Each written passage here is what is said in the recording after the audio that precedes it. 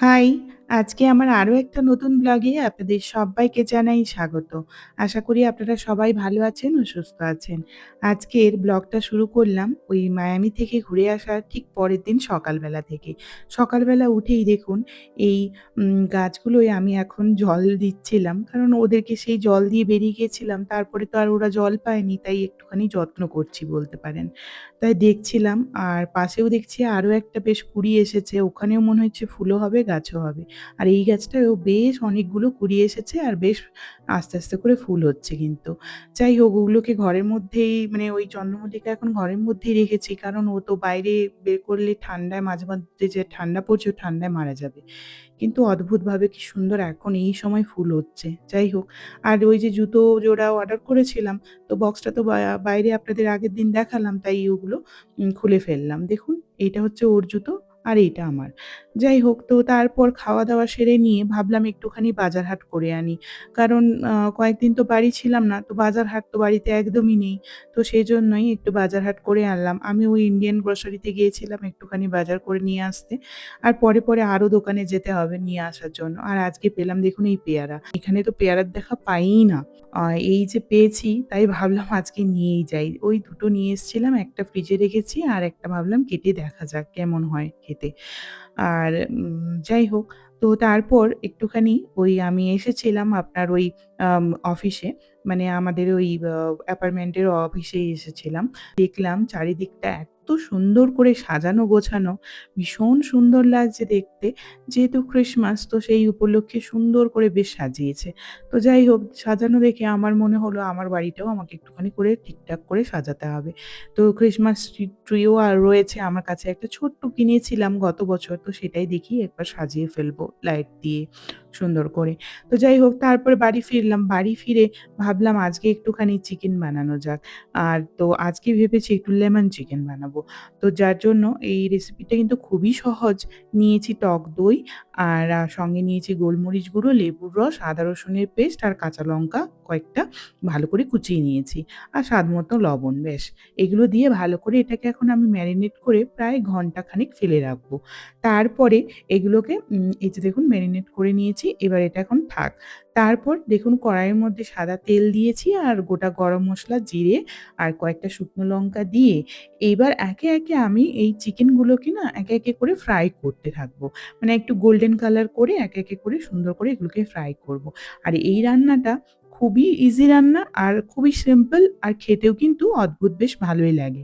মানে রুটির সঙ্গে, পরোটার সঙ্গে, তারপরে আপনার ভাতের সঙ্গে, সবের সঙ্গেই খুব ভালো লাগে খেতে। আর কি বলুন তো এই শীতকালে বেশি ভালো লাগে এই লেমন চিকেনটা, মানে যেটা লেবু লঙ্কা বলতে পারেন। তো এটা খুবই ভালো লাগে। তো যাই হোক, তো তারপর দেখুন এইভাবে গোল্ডেন কালার করে আমি এক ব্যাচ ভেজে নিয়েছি এটা। এটা পরের ব্যাচ চলছে।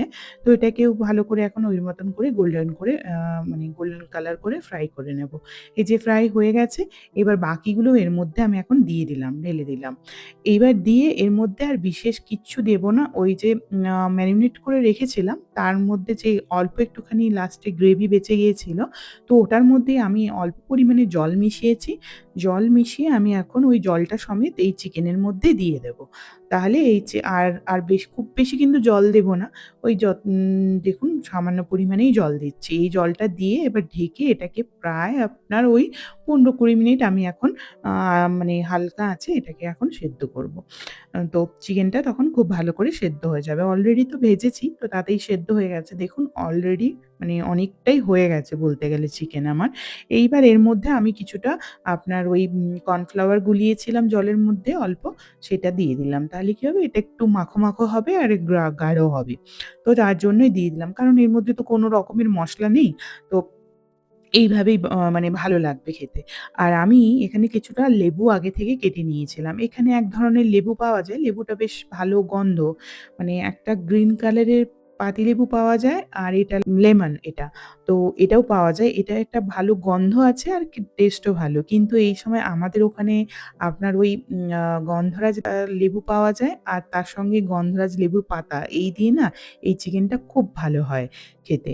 কিন্তু এখানে তো আর সেই লেবু পাওয়া যায় না। তো যার জন্য আমি এই লেবুটা দিয়েই বানালাম। তো এখন এইটা দিয়ে আমি জাস্ট ১ মিনিট ফুটিয়ে আমি বন্ধ করে ঢাকা ঢেকে দিয়েছিলাম। এরপর লেবুগুলো তুলে দিয়েছিলাম। খেতে কিন্তু খুব ভালো হয়েছিল। আপনারা যদি পারেন একবার ট্রাই করতে পারেন। আর তারপরে যাই হোক, এটা ছিল পরের দিন সকালবেলা। ওই আপনাদের আগের দিন একবার বড়ি দেওয়া দেখিয়েছিলাম। তো আমি ওয়েদার দেখে আমি একটু ডাল ভিজিয়ে দিয়েছিলাম, বিউলির ডাল। ভাবলাম 2nd ব্যাচ বড়িটা দিয়ে নিই। কারণ আগে দিয়েছিলাম তো সে কটাতে তো হবে না। তো যখন ওয়েদার দেখছি বেশ গরম আছে, মানে খুব বেশি ঠান্ডা নেই আর ভালো রোদ্দুরও বেরোচ্ছে, তাই ভাবলাম আরেকবার বড়িটা দিয়েই ফেলি। তো যার জন্যই কিছুটা তেল ওই ইন্ডিয়ান দোকানে গিয়েছিলাম, ওখান থেকেও নিয়ে এসেছিলাম কিছুটা তেল। তো ভাবলাম একটুখানি এবারে তিলের বড়িটা বেশি করে দিই। আগেরবারে তো পোস্ততে দিয়েছিলাম। তো যার জন্য বেশি করে একটুখানি আমি বড়ি দিয়ে ফেললাম। আর যাই হোক, এবার হয়ে গেল প্রায় দেওয়া আমার। আর সঙ্গে এবারে একটু বড়বড়িটাও দিতে হবে বেশি করে। তো যার জন্য অনেকটাই ডাল ভিজিয়েছিলাম। যাই হোক, বেটে দিতে আমার অনেকটাই বেলা হয়ে গিয়েছিল। একে করে সুন্দর করে বড়িগুলো দিয়ে তারপরে বড়িগুলো রোদ্দুর দিয়ে দিয়েছিলাম। আর দেখুন, এই দেখাচ্ছি দেখুন, এই যে সমস্ত বড়ি কটা রোদ্দুরে দিয়েছি। আর খুব ভালো রোদ্দুর বেরিয়েছে। যাক, বড়িগুলো ভালো হয়ে শুকনো হয়ে যাবে। আর এবারে আ মেক্সিমাম আমি তেলেরই দিয়েছি। একটা থালাতেই খালি একটুখানি পোস্তর দিয়েছি। আর বড়বড়ি দেবো, এত তো থালাপত্র আমার কাছে নেই। তো কি করা যাবে? ওই যে বক্স ছিল, ওই বক্সটাকে মানে ওই আম বা আপনার কার্টুনটাকে ভালো করে ওটাকে করে ওর ওপর আমি একটা ফয়েল পেপার দিয়ে তার মধ্যে ওই বড়বড়িগুলো দিয়েছি। যাকগে, এইভাবে করে এখন দিয়েছি, শুকনো হলেই বাঁচি। তো যাকগে, চলুন এবার এগুলো শুকনো হোক। তারপরে দুপুরে খাওয়া-দাওয়া সেরে নিয়ে তারপরে দেখি একটু কেক বানাবো ইচ্ছে আছে। যেহেতু ক্রিসমাস সামনেই, মানে বলতে গেলেই আর ১ দিন বাদেই। তো যার জন্য আমি ভাবলাম একটু প্লাম কেক বানাবো। আর তার জন্য প্লাম কেক বানাবার জন্য বিভিন্ন রকমের ড্রাই ফ্রুটস, তারপরে আপনার সিডস যা ছিল বাড়িতে সেগুলো দিয়ে সমস্ত ২ টো অরেঞ্জ মানে চেপে ওর মধ্যে দিয়ে অরেঞ্জের জুস আ দিয়ে ওটাকে ভালো করে ০.৫ ঘন্টা প্রায় রেখে দিয়েছিলাম। আর তারপরে দেখুন এই ব্যাটার বানিয়ে, এই যে এইটা হচ্ছে ওই ফ্রুট কেক, মানে ফ্রুট কেক বলতে পারেন, প্লাম কেক বলতে পারেন, এইভাবেই বানিয়েছি এটা। আর এইটা হচ্ছে চকোলেট ওয়ালনাট কেক। তো যাই হোক, এই দুটো এখন ওভেনে দিয়ে তারপরে আমি ওই ক্রিসমাস ট্রিটা বের করলাম। বের করে ফেললাম। এবার চলুন এটাকে একে ডেকোরেট করে ফেলি। আর এই ক্রিসমাস ট্রিটা আমি গত বছর কিনেছিলাম। আমি ছোট দেখেই, মানে একটা নরমালি কিনেছিলাম। বড় ক্রিসমাস ট্রি আমি এখনো আনিনি। তবে এবছর দেখা যাক। আ দেখি যদি পারি অবশ্যই আনবো। ক্রিসমাসটা চলে যাক। যাওয়ার পরেই মানে এখানে কি বলুন তো, প্রত্যেকটা সিজন চলে গেলে সেই সিজনের যে জিনিসগুলো সেগুলো কিন্তু 70% 80% অফ এ দিয়ে দেয়। তো দেখা যাক, এবারে দেখব। মানে ক্রিসমাসটা চলে গেলেই গিয়ে আমি দেখছি দোকানে যদি ভালো ক্রিসমাস ট্রি পাই তাহলে একটা নিয়ে আসবো। খুব বেশি বড় আনবো না, একটা মিডিয়াম সাইজের দেখি যদি পাই আমি অবশ্যই কিনে আনবো। তারপর যাই হোক, এবার এই যে দেখুন সাজিয়ে ফেললাম। আ ওই যে লাইটিং, ডেকোরেশন, মানে যা ছিল সবকিছু।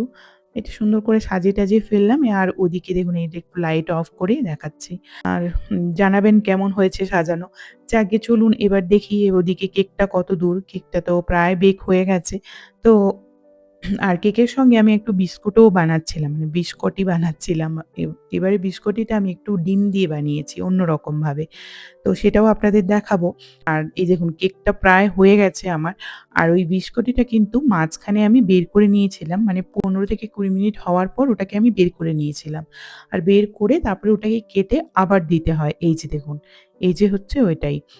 তো ওটাই এবারে আমি ডিম দিয়ে বানিয়েছি। অন্যান্য বারে আমি কিন্তু দুধ আর আপনার মানে ডিম দিই না, নিরামিষভাবেই বানাই। দুধ আর ময়দা দিয়ে বানাই।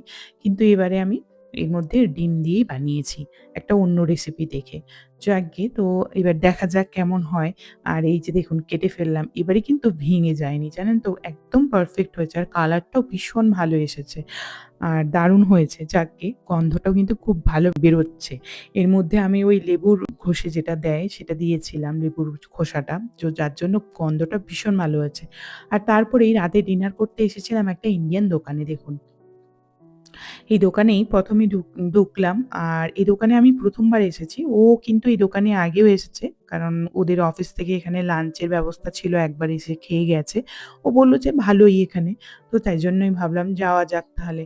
তো মোটামুটি বাড়ি থেকে খুব বেশি দূর নয়, মোটামুটি কাছাকাছি। এই যে আর দেখুন চলে এসেছিলাম আর ১ম এ অর্ডার করেছিলাম একটা স্টার্টার। স্টার্টারটা কিন্তু মানে আজকের মেনু স্পেশাল ছিল। যেহেতু হলিডে ছিল, ছুটির দিন তো যাই হোক এটা স্পেশাল ছিল। তো যাকগে তো খুব ভালো ছিল খেতে। ভীষণ ভালো লাগলো স্টার্টারটাও। আর এই যে বিরিয়ানিটা, এই বিরিয়ানিটা ছোট, ছোট চাল দিয়ে আ কিন্তু খেতে একটু অন্যরকম বাট ভালো, মানে ভালো লেগেছে। এগুলো ওই আপনার সাউথ ইন্ডিয়ান স্টাইল এখানে। আর এখানে তো সেই কলকাতার আলু বিরিয়ানি পাবো না, যাকগে। তো এইরকমই একটু অন্যরকম কিন্তু খেতে খুব ভালো হয়েছিল। আর তার সঙ্গে আমি একটু ম্যাঙ্গো লস্যি অর্ডার করেছিলাম কিন্তু ম্যাঙ্গো লস্যিটা আমার খুব একটা ভালো লাগেনি। কারণ ওই শুকনো সব ড্রাই ম্যাঙ্গো দিয়ে বানিয়েছে। এখানে তো আর ওই আ তাজা ম্যাঙ্গো এখন পাবে না। তো যাই হোক, তো মোটামুটি ছিল। আর বিরিয়ানিটা খেতে খুব ভালো লেগেছিল। আর বিরিয়ানি তো এখানে অনেকখানি দেয়, যেটা সম্পূর্ণ খাওয়া যায় না। আর তারপর যাই হোক একটুখানি কেক অর্ডার করেছিলাম। তারপরে ঐদিন তো ফিরলাম। এইটা দেখুন পরের দিন সকালবেলা ওই যে বিস্কুটগুলো কেটে আবার ওই ওভেনে রেখে দিয়েছিলাম। আর দেখুন সুন্দর করে হয়ে গেছে। আর কেক দুটোও হয়ে গেছিল। তবে আজকে আর ওই ফ্রুট কেকটা কাটছি না। আজকে ওই চকোলেট কেকটা আর বিস্কুটটা এখন খাবো। দেখি একটু কফি বানিয়েছি আর এই যে ও এখন মিটিংয়ে বসে আছে। দাঁড়ান ওকে ১ টুকরো বিস্কুট আর ১ টুকরো কেক আর সঙ্গে একটু কফি দিয়ে এলাম। যাকগে তো বলল খুব ভালো হয়েছে। বিশেষ করে স্পেশালি বিস্কুটিটা খুব ভালো হয়েছে বলল এবারে। যাকগে তো তারপরে দেখুন আমি একটুখানি ওই মুসুর ডাল ভিজিয়েছিলাম। মুসুর ডালে ছোট ফুলবুড়ি দেওয়ার জন্য। তো সেটাও কিন্তু রোদ্দুর খুব ভালো বেরোয়নি, যার জন্য বুড়িগুলো আমার খুব ভালো করে আজকে শুকোয়নি। যাকগে। তো তারপর চলে গিয়েছিলাম, এটা ক্রিসমাসের আগের দিন চলে গিয়েছিলাম আমি একটা জিনিস আনতে, যেটা ওকে কালকে সারপ্রাইজ এ মানে সান্টা গিফট দেব। তো আজকের ব্লগটা এই পর্যন্ত। ব্লগটা কেমন লাগলো অবশ্যই জানাবেন। আর কি গিফট কিনলাম সেটা পরের ব্লগে দেখতে পাবেন। আসি আজকের মতো। টাটা।